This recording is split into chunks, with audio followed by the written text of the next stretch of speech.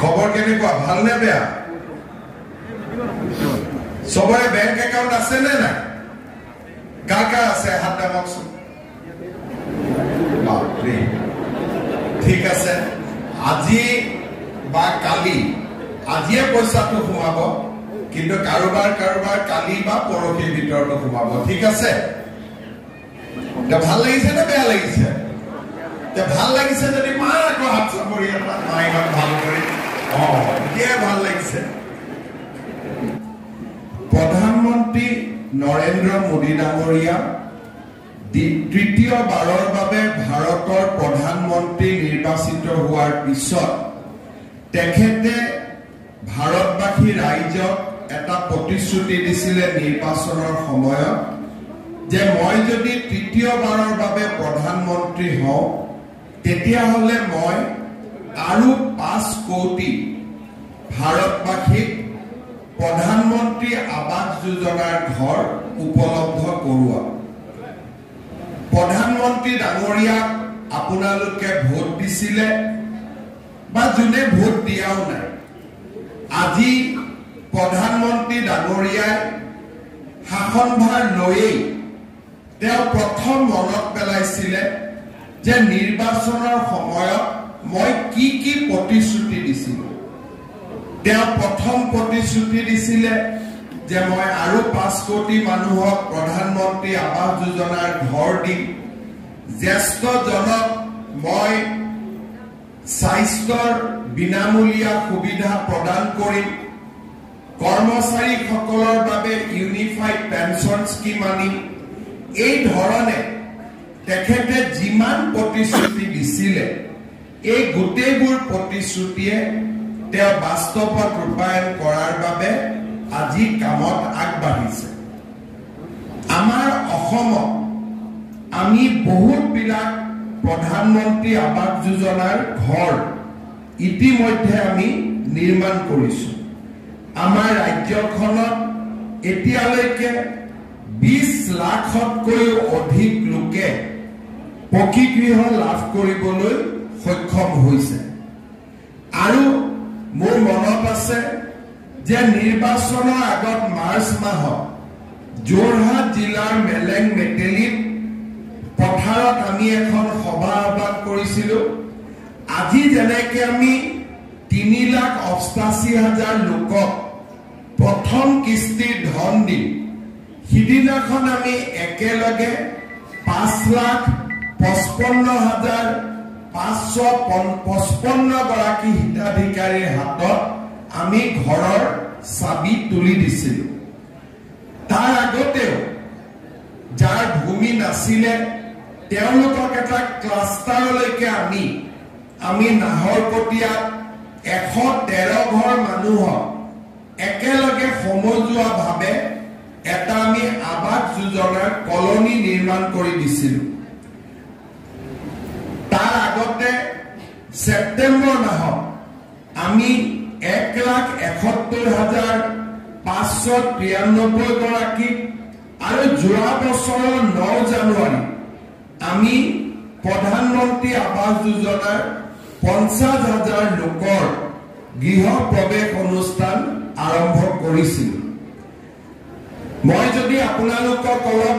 বুজাব খুজো বহুতৰ যেতিয়া নিজৰ ঘৰৰ নামটো নাহে তেতিয়া মানুহজনৰ খং উঠে যে মোৰ ঘৰটো মই কিয় নাপালো আমি এটা কথা সকলোৱে বুজি পাব লাগিব যে এবাৰতে প্ৰধানমন্ত্ৰী ডাঙৰীয়া সকলোকে যদি ঘৰ দিও দিয়ে আমাৰ বজাৰত সিমেন্টৰ নাটনি হ'ব ইটাৰ নাটনি হ'ব শিলৰ নাটনি হ'ব আৰু এক বেগ সিমেন্টত যদি 300 টকা আৰু একেলগে যদি ভাৰতবৰ্ষৰ 5 কোটি মানুহক প্ৰধানমন্ত্ৰী ডাঙৰীয়াই প্ৰথম কিস্তি দি দিয়ে সকলোৱে যেতিয়া সিমেন্ট ইটাৰ দোকানলৈকে যাব তেতিয়ালে যি ইটাৰ দাম যদি 3,000 টকা ইটা বেপাৰীয়ে 6,000 টকা বিচাৰিব সিমেন্ট 500 টকা বিচাৰিব কাৰণ বস্তুৰ যেতিয়া নাটনি হয় তেতিয়া মূল্য বৃদ্ধি হয় সেইবাবে আমি পৰিকল্পনা কৰি যে এই বছৰ 5 লাখ মানুহক ঘৰ দিম, অহা বছৰ 5 লাখ মানুহক ঘৰ দিম, পিছৰ বছৰ 5 লাখ মানুহক ঘৰ দিম, যাতে ইটা ভাটাৰ মালিকে ক'ব নোৱাৰে যে মোৰটো ইটাই নাই। যাতে যেতিয়া আমাৰ গাঁৱত আপোনালোকে চাব 10 জন মানুহে যেতিয়া একেলগে ঘৰ বনাব খোজে, শ্ৰমিকৰো মূল্য বৃদ্ধি পায়, ইটাৰ দামো বাঢ়ে, শিলৰ দামো বাঢ়ে, চিমেণ্টৰ দামো বাঢ়ে, ৰং লোৱা মিস্ত্ৰীৰ দামো বাঢ়ে। কিন্তু যদি নিয়মিতভাৱে আমি এটা সামঞ্জস্য ৰাখি যদি ঘৰ দি থাকো, তেতিয়া বস্তুৰ দাম নাবাঢ়ে আৰু প্ৰধানমন্ত্ৰী ডাঙৰীয়াই দিয়া টকাখিনি দি আমি ঘৰ নিৰ্মাণ কৰিব পাৰোঁ। যেতিয়া আমাৰ চৰকাৰ আহিলে প্ৰথম আৰু দ্বিতীয় জিঅ' টেগিং কৰি 2011 চনৰ আৰ্থ সামাজিক সমীক্ষা আৰু 2018 চনৰ জিঅ' টেগিং কৰি আমি 26,11,793 গৰাকী হিতাধিকাৰী আমি নিৰ্বাচিত কৰিছিলোঁ। তাৰ পিছত প্ৰত্যেক বছৰে আমি 3 লাখ 4 লাখ কৰি মানুহক ঘৰ দি গলো আৰু প্ৰধানমন্ত্ৰী ডাঙৰীয়াৰ এই 10 বছৰৰ শাসনকালত বৰ্তমানলৈকে অসমত 20,46,553 গৰাকী ব্যক্তিয়ে প্ৰধানমন্ত্ৰী আৱাস যোজনাৰ ঘৰ লাভ কৰিবলৈ সক্ষম হ'ল। তাৰ মানে প্ৰত্যেক বছৰত আমি 2 পৰা 3 লাখকৈ ঘৰ দি যাওঁ। যেতিয়া ঘৰটো নাহে তেতিয়া মানুহে ভাবে যে মোৰ নামটো কাটি দিলে। আমাৰ নামটো কোনেও কাটি নিদিয়ে। আমি এটা নিয়ম কৰো যে প্ৰথমতে শিডিউল ট্ৰাইব মানুহক দিওঁ, শিডিউল কাষ্ট মানুহক দিওঁ, দিব্যাংগজনক দিওঁ, কিন্তু পোৱাটোৱে 26 লাখ গোটেই পাব। যেনেকে আজি আমি ইয়াতে গোটেই অসমতে আজি দিনটোত আমি 3,80,000 মানুহক বা পৰিয়ালত 3,88,000 পৰিয়ালক আজি আমি ঘৰ ল'বলৈ মাতিছো। কিন্তু যোৱাবাৰ যেতিয়া আপোনালোকৰ নাম অহা নাছিল, আপোনালোকৰ চবৰে খং উঠিছিল যে মোৰ নামটো কাটি দিলে। কোনোবাই উঠিছিল নে নাই খং? উঠিছিল নে নাই খং? সঁচা কথাটো কওক, কাৰ কাৰ খং উঠিছিল? হাত দাঙক এতিয়া। নামটো নাহোতে মনটো বেয়া লাগিছিল, হয় নে নহয়? এতিয়া আজি যে আপোনালোকক আমি ঘৰ ল'ব মাতিছো, এই ঘৰ ল'ব মাতোতে 20,46,000 লগত 3,80,000 মানুহৰ নাম যোগ হ'ল। কিন্তু আৰু 3,80,000 মানুহক আজি আমি মতা নাই। এতিয়া তেওঁলোকৰো খং উঠি থাকিব যে আমাৰ নামটো কোনোবাই কাটি দিলে, কিন্তু কোনেও কাটি দিয়া নাই। একেলগে আমি 6 লাখ মানুহক এই কাৰণে ঘৰ দিয়া নাই, তেতিয়ালে বজাৰত যিমান ইটাৰ দাম বাঢ়িব, চিমেণ্টৰ দাম বাঢ়িব, আমি কোনেও ঘৰ বনাব নোৱাৰিম। সেইকাৰণে আজি আমি আপোনালোকক 3,80,000 মানুহক মাতি ঘৰ দিছো আৰু অহা বছৰ অৰ্থাৎ চৰকাৰৰ বছৰটো 25-26 হিচাপত নহয়, 31 মাৰ্চতে আমাৰ বছৰটো শেষ হয়। তাৰমানে এপ্ৰিলৰ পিছত আৰু ছেপ্টেম্বৰ মাহৰ ভিতৰত বা অক্টোবৰ মাহৰ ভিতৰত আমি অসমত এনেকৈ আজি যিবিলাকে আমাক বেয়া পাই আছে নমতাৰ কাৰণে, তেনেকুৱা 3,80,000 মানুহক মাতি আনি আমি আকৌ ঘৰ দিম। আৰু তেতিয়া আমাৰ অসমত ঘৰ পোৱা মানুহৰ সংখ্যা হ'ব 26,11,793। কিন্তু এই দুইটা, এই বছৰ 3,80,000 ঘৰ দিলো, অহা বছৰ 3,80,000 ঘৰ দিলো, কিন্তু তাৰ পিছতো আমাৰ অসমত আৰু 10-12 লাখ পৰিয়াল থাকি যাব যোনে ঘৰ পাব পৰা নাই। তেওঁলোকে মনত ভাবি আছে যে আমাৰ নামটো দেখোন লিষ্টতো নাই, গতিকে আমাকতো তেওঁলোকে চৰকাৰেতো আমাক ঘৰ নিদিব। কিন্তু প্ৰধানমন্ত্ৰী ডাঙৰীয়াই মোক কৈছে যে অসমৰ প্ৰতিগৰাকী দুখীয়া পৰিয়ালক তেওঁ একোটাকৈ ঘৰ দিবই আৰু এইটোৱে হৈছে তেওঁৰ প্ৰতিশ্ৰুতি এতিয়া আজি আপোনালোকে ঘৰ পালে অলপ পিছতে গধূলিৰ ভিতৰত 2 লাখ মানুহৰ একাউণ্টত প্ৰথম কিস্তিৰ ৩৭,০০০ টকা ৩৭,০০০ কিমান ৩৭,৫০০ টকা জমা হ'ব আৰু 1,80,০০০ বেংকে একেদিনাই কৰিব দিগদাৰি পাইছে অহা কালি বা পৰহিৰ ভিতৰত আপোনালোকৰ বাকিখিনিৰো টকাটো জমা হ'ব আৰু তাৰ পিছত আপোনালোকক আজি আমি যেনেকে লিখি দিছো প্ৰথম কিস্তি দ্বিতীয় কিস্তি তৃতীয় কিস্তি কেনেকে পাব তাৰ বিষয়ে আপোনালোকক আমি অৱগত কৰিছো যে এই ধৰণে আপোনালোকে কামবোৰ কৰি গৈ থাকিলে আপোনালোকে ঘৰ সম্পূৰ্ণ নোহোৱাকৈ আপোনালোকে এই ধৰণে আমাৰ পৰা টকা পাই থাকিব এতিয়া মই আহিব খুজিছো যে এই 26 লাখৰ ভিতৰত যাৰ নাম নাই তেওঁলোকে কেতিয়াও ঘৰ নাপাব নেকি এতিয়া মই আপোনালোকক এটাই কথা ক'ব খুজিছো যে আমি সকলোকে ঘৰ দিব বিচাৰো কেনেকে ঘৰ দিম যোৱা পৰহি দিনাখনৰ পৰা আমি গাঁৱে গাঁৱে গৈ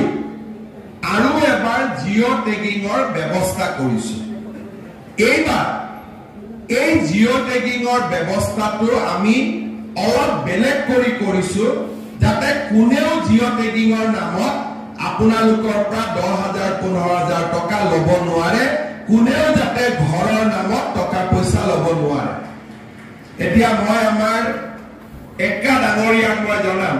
টকা লোৱাৰ কথা কওঁতে চবে হাত চাপৰি মাৰি দিয়ে তাৰমানে কোনোবাই ঘৰৰ নামত টকা বিচাৰে হয়নে নহয় বিচাৰে নে নাই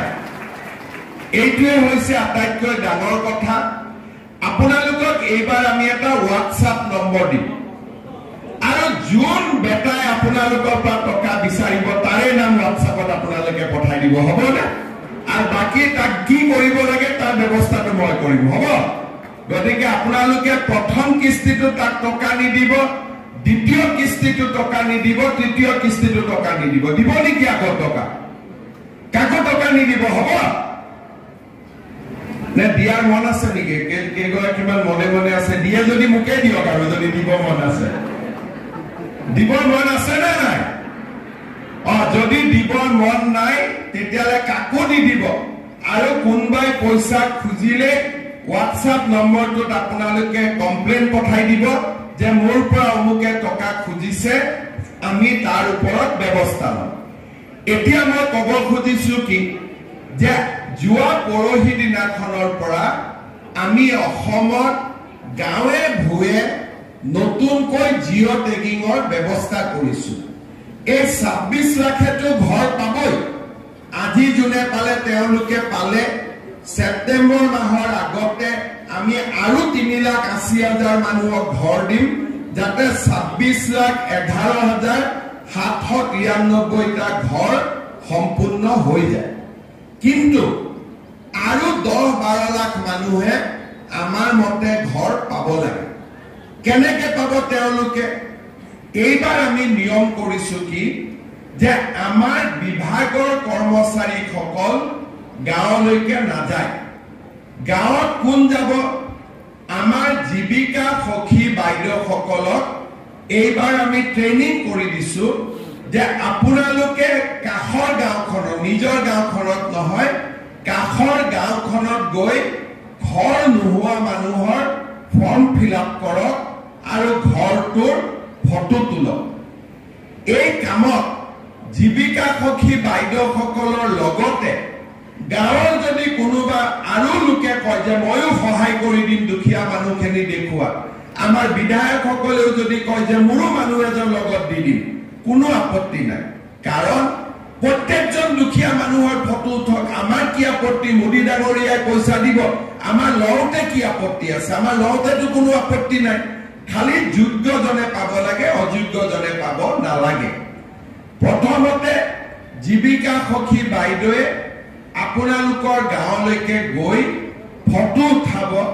আৰু ফৰ্ম ফিল আপ কৰিব। তাৰ পিছত এখন আমি গাঁও সভা পাতিম।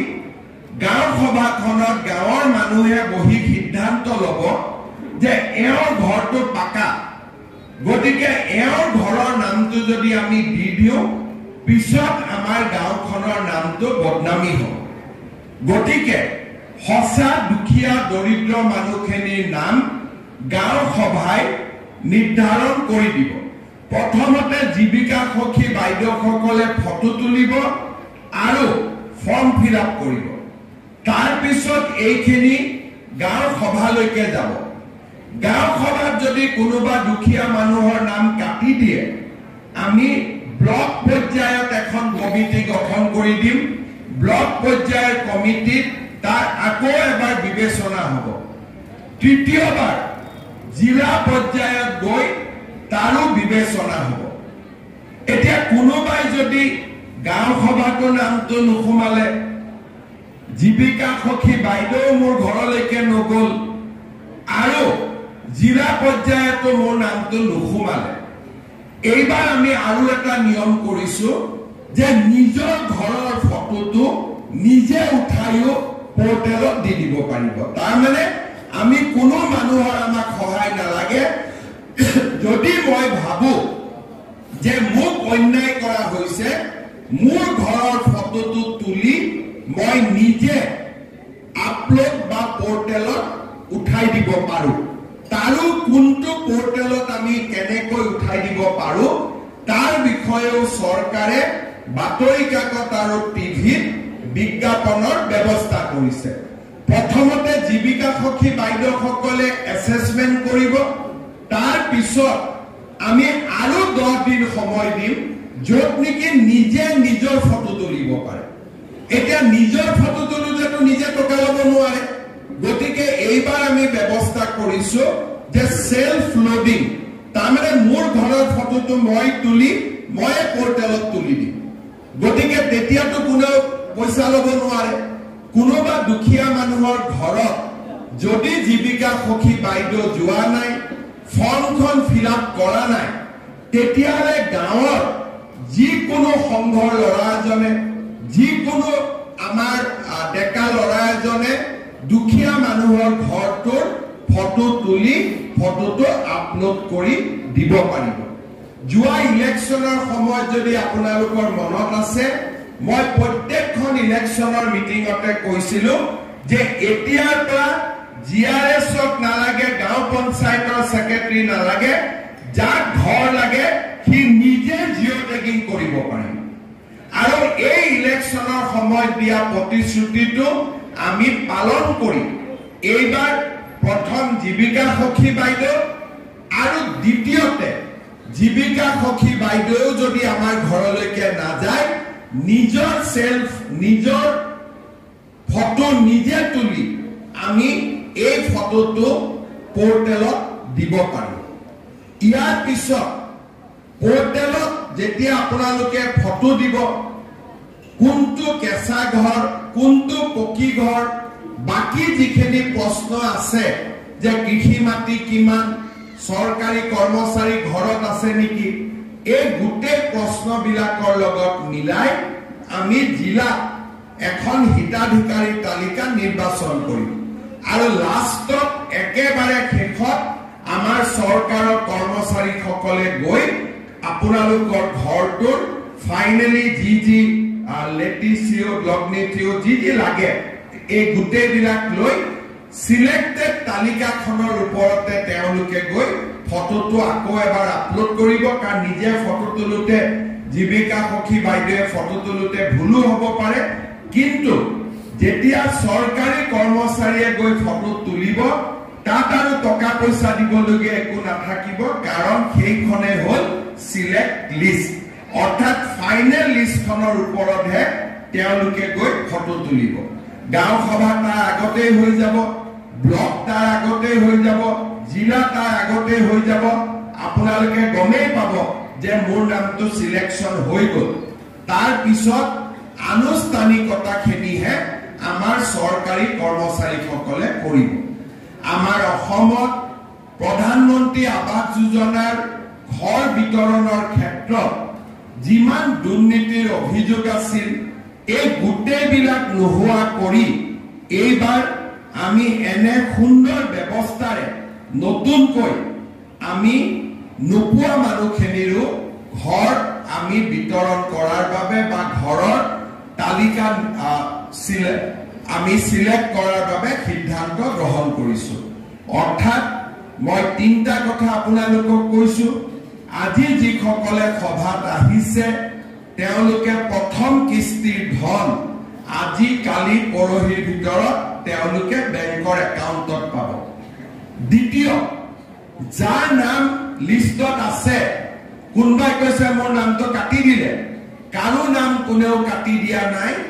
অহা বছৰ অৰ্থাৎ এপ্ৰিলৰ পৰা অহা বছৰ বুলি ক'লে 2026 নহয় 2025 চনৰ ভিতৰতে আমি বাকি 3,80,000 মানুহকো আমি ঘৰ দিয়াৰ ব্যৱস্থা কৰিম আৰু যাৰ ঘৰ নাই কোনো লিষ্টত নাই তেওঁলোকৰ বাবে মই কোৱা পদ্ধতিটোৰে জীৱিকা সখী বাইদেউসকলৰ জৰিয়তে আমি জিঅ' টেগিঙৰ ব্যৱস্থা কৰিম আজি আপোনালোকে মিটিঙৰ পৰা যাব যিবিলাকে ঘৰ পোৱা নাই তেওঁলোকে আপোনালোকক অলপমান হিংসা কৰিব যে এওঁলোকে পালে আমাক নাপালে আপোনালোকে তেওঁলোকক বুজাই দিব যে কোনো হিংসা কৰিবলগীয়া নাই মুখ্যমন্ত্ৰী ডাঙৰীয়াই কৈছে যে নোপোৱাবিলাকৰো আমি সমীক্ষা আৰম্ভ কৰিছো আমাৰ গাঁৱৰ প্ৰত্যেকগৰাকী দুখীয়া মানুহক নৰেন্দ্ৰ মোদীয়ে ঘৰ দিব এইটোৱে হৈছে আমাৰ সংকল্প আৰু আপোনালোকৰ কোনোবা গাঁৱত খুৰাৰ ল'ৰা থাকিব খুৰাৰ ছোৱালী থাকিব কোনোবা গাঁৱৰ ভাগি থাকিব কোনো আত্মীয় স্বজন থাকিব যোনে দুখীয়া মানুহ হোৱা সত্ত্বেও ঘৰ পোৱা নাই তেওঁলোকক আপোনালোকে এই নিয়মখিনি বুজাই দিব মই যিখিনি এতিয়া আপোনালোকক বুজাই কলো পাৰিবনে নাই বুজাই ক'ব পাৰিব কোনে কোনে পাৰিব হাত দাঙক আচ্ছা সবেই পাৰিব তেতিয়া আপোনালোকক কোনেও আজি বেয়া নাপায় আৰু আপোনালোকে যদি কাবাক ভুলতে ঘৰৰ নামত পইচা দিছে সেইখিনিও আপোনালোকে খুজি ল'ব পাৰিবনে নাই খুজিবৰ কাৰণে কোনে কোনে পাৰিব হাত দাঙকচোন আচ্ছা কোনে কোনে পইচা দিছে প্ৰথমে এইটো হাত দাঙক কিমানে দিছে হাত দাঙক একো ভয় কৰিবলগীয়া নাই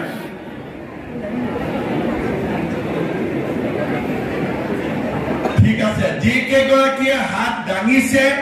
তেওঁলোকেও যাক পইচা দিছে খুজি ল'ব আৰু যোনে হাত দাঙা নাই তেওঁলোকেও যাক আজি আপোনালোকে যদি কাবাক পইচা দিছে আপোনালোকে পইচা ঘূৰাই ল'ব কাৰণ এই টকা আমাক মোদীয়ে দিছে এই টকা কোনেও আমাক দালালে দিয়া নাই দালালক আমি টকা নিদিও আমি মাত্ৰ নৰেন্দ্ৰ মোদী ডাঙৰীয়াক ঘৰ দিয়াৰ কাৰণে আশীৰ্বাদ কৰিম হ'ব কৰিম নে নহয় আশীৰ্বাদ আৰু আশীৰ্বাদটো মুখেদি নকৰে আশীৰ্বাদটো পদুম চিহ্নত ভোট দি কৰে সেইটো বুজি পায় নে নাপায় আশীৰ্বাদটো মুখেদি কৰিলে নহব ইলেকশ্যনত ভাল আশীৰ্বাদ কৰিব লাগিব তেতিয়াহে মোদী ডাঙৰীয়াৰ গাত লাগিব আশীৰ্বাদটো নহলে বাহিৰৰ পৰা আশীৰ্বাদ দি থাকিলেতো গাত নালাগিব যেতিয়া মোদী ডাঙৰীয়াক আমি সকলোৱে মিলি বাৰে বাৰে জিকাই থাকিম তেতিয়াহে আমাৰ আশীৰ্বাদটো গাত লাগিব আজি আৰু এটা মই আঁচনিৰ কথা ক'ব খুজিছো আপোনালোকে জানে যে আমাৰ 3টা আঁচনি আজিৰ দিনত কাম আমাৰ চলি আছে এটা হৈছে গাঁৱে ভূঞে এতিয়া আমি অৰুণোদয় প্ৰপত্ৰ বিতৰণ কৰি আছো যিসকলে আগতে 26 লাখ মানুহে অৰুণোদয় পাইছিলে এতিয়া আমাৰ অৰুণোদয় প্ৰায় 37 লাখ মানুহে পাব কিছুমানে হয়তো এতিয়া আৰু দুখীয়া মানুহ কিছুমানে অৰুণোদয় ফৰ্ম গৈ পোৱা নাই মই তেওঁলোককো এইটো কথা ক'ব খুজিছো যে এইবাৰৰ ফৰ্ম ফিল আপ খিনি হৈ যোৱাৰ পিছত সেপ্টেম্বৰ মাহত বাদ পৰি যোৱা আৰু 3 লাখ 4 লাখ মানুহক আমি অৰুণোদয় দিয়াৰ ব্যৱস্থা কৰিম অৰ্থাৎ মোৰ লক্ষ্য হ'ল যাতে দুখীয়া মানুহ অৰুণোদয়ৰ পৰা বাদ পৰি নাযায় সেইবাবে আপোনালোকে আজি আমি যি অৰুণোদয় ফৰ্ম ফিলআপ কৰি আছো আপোনালোকে সোনকালে ভাল কৰি ফৰ্মখিনি ফিলআপ কৰি দিব যাতে আমি অৰুণোদয় হিতাধিকাৰী হিচাপে আপোনালোকক নিৰ্বাচিত কৰিব পাৰো তৃতীয়তে আপোনালোকে এবাৰ জানি ভাল পাব আপোনালোকৰ কাৰ কাৰ ঘৰত ৰেচন কাৰ্ড আছে হাত উঠাওকচোন আচ্ছা সবৰ ঘৰতে ৰেচন কাৰ্ড আছে ইমান দিনে আমি ৰেচন কাৰ্ডত মাত্ৰ চাউল দিছিলো এইবাৰৰ পৰা অহা 1 অক্টোবৰৰ পৰা আপোনালোকে ৰেচন কাৰ্ডত দালি বজাৰতকৈ 25 টকা কম দামত আপোনালোকে 1 কেজি দালি কিনিব পাৰিব অৰ্থাৎ বজাৰত যদি দালিৰ দাম 100 টকা আপোনালোকে ৰেচনৰ দোকানত 75 টকা দালি কিনিব পাৰিব চেনিও 1 কেজি চেনি আপোনালোকে বজাৰৰ দামতকৈ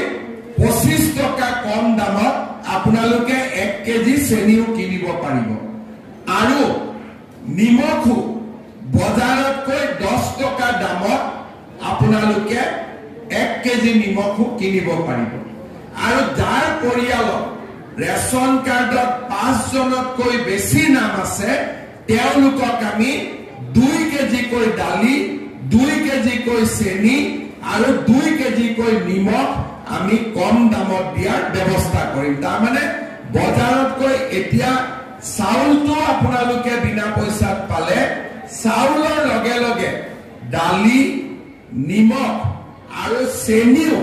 আপোনালোকে বজাৰতকৈ কম দামত আপোনালোকে কিনিব পাৰিব অৰ্থাৎ আমাৰ দুখীয়া মানুহে বজাৰত যদি 100 টকা দালিৰ দাম আপোনালোকে 75 টকাতে কিনিব পাৰিব এই কামটো আমি 1 অক্টোবৰৰ পৰা আৰম্ভ কৰিম ইয়াৰ লগে লগে আমাৰ মহিলাসকলে বিশেষকৈ আত্মসহায়ক গোটৰ বাইদেউসকলে যি 10,000 টকা আঁচনিত ফৰ্ম ফিলআপ কৰিছিল মুখ্যমন্ত্ৰীৰ মহিলা উদ্যমিতা আঁচনি এই আঁচনিখনৰো ধন আমি 1 এপ্ৰিল আজিৰ পৰা 12 দিন পিছৰ পৰা আমি বিলোৱা আৰম্ভ কৰিম 1 এপ্ৰিলত বিহালী সমষ্টিত আমি প্ৰথম 10,000 টকাটো দিয়া আৰম্ভ কৰিম তাৰ পিছত এটা এটাকৈ 126টা সমষ্টিতে আমি এই ধন বিতৰণৰ কাম আমি হাতত লম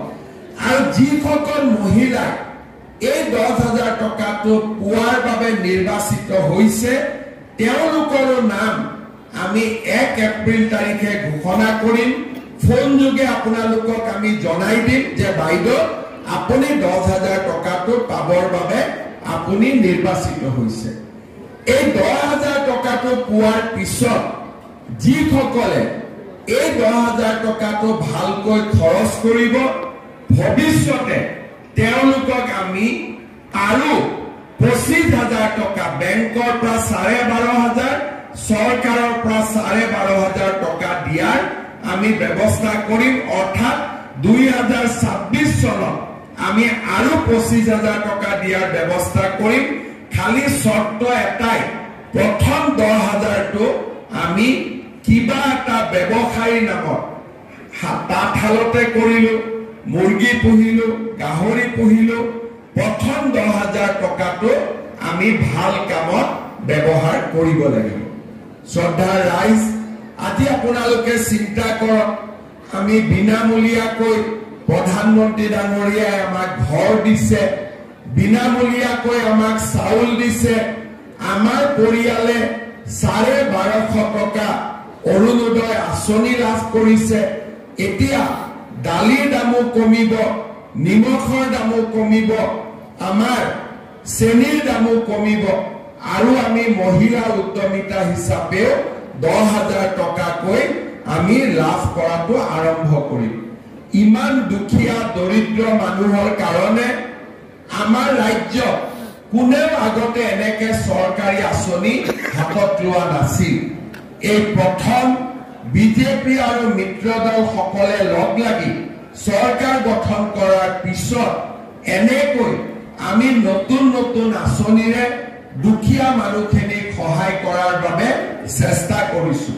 আপোনালোকে আমাক আশীৰ্বাদ দিব আশীৰ্বাদ মানে কি মই আপোনালোকক আগতে বুজাই দিছো যাতে আমি আগলৈ গৈ ইয়াতকৈও বেছি কাম আপোনালোকৰ কাৰণে কৰিব পাৰো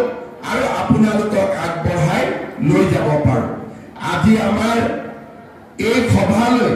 পলাশবাৰী সমষ্টিৰ পৰা ৰাইজ আহিছে হাজো শুৱালকুছিৰ পৰা ৰাইজ আহিছে আমাৰ বকো সমষ্টিৰ ৰাইজ আহিছে আৰু কামৰূপ জিলাৰ